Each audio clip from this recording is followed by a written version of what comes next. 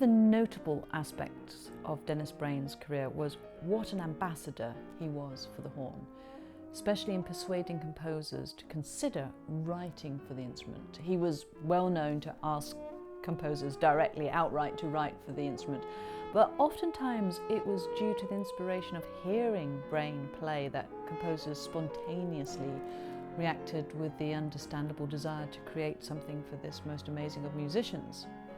Brain premiered a great deal of new works for the instrument during his short lifetime. One such work was the concerto written for him by Hindemith. In Baden-Baden in 1949, Hindemith had conducted Brain in a performance of one of the Mozart concerti, and according to Willie Ruff, apparently for weeks it is said he spoke of nothing else. Hindemith was so inspired by this encounter that he set about composing a concerto especially for Brain, a work that was premiered the following year.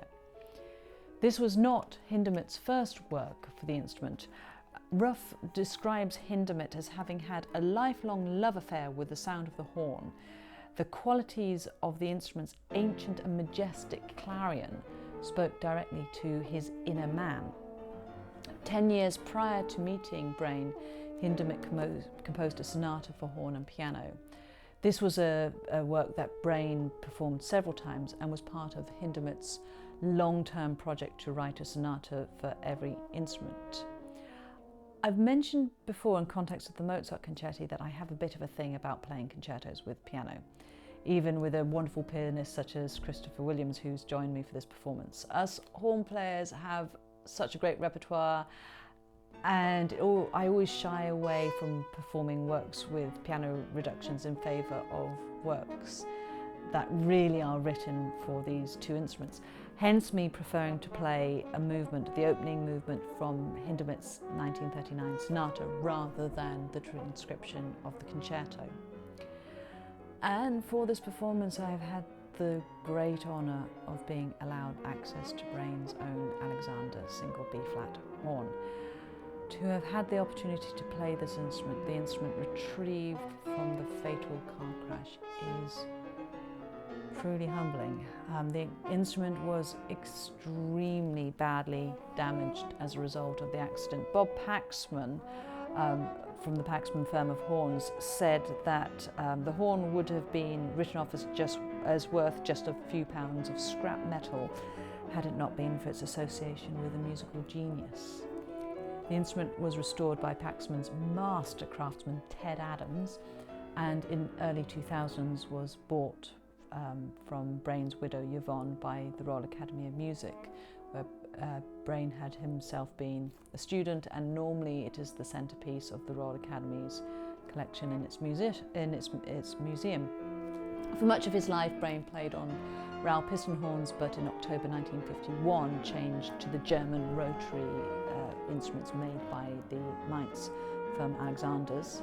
The instrument is a Model 90, built in B-flat, with a stopping valve that puts it into A, and Brain's instrument also has an optional F extension.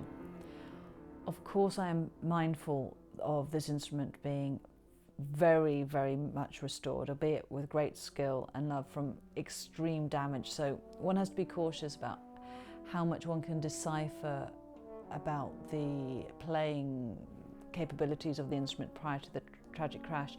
But it's an extremely nice instrument. It's very easy to play, very, very, very fluid and agile.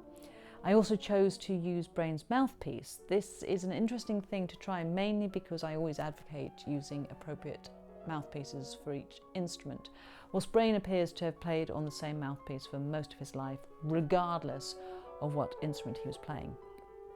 The mouthpiece is very small by modern standards and has a very thin rim. It's not dissimilar in that respect to the sort of mouthpieces I use for French natural and piston horns.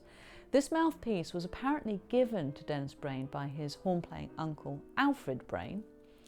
Alfred Brain had emigrated to America not long after Dennis was born and became principal horn of the Los Angeles Philharmonic there. The two met when Dennis toured the States in 1944-1945 with the RAF Orchestra and Band, and Alfred gave his nephew this mouthpiece, telling him, "There are not many players who can use this type of mouthpiece, but I think it will suit you."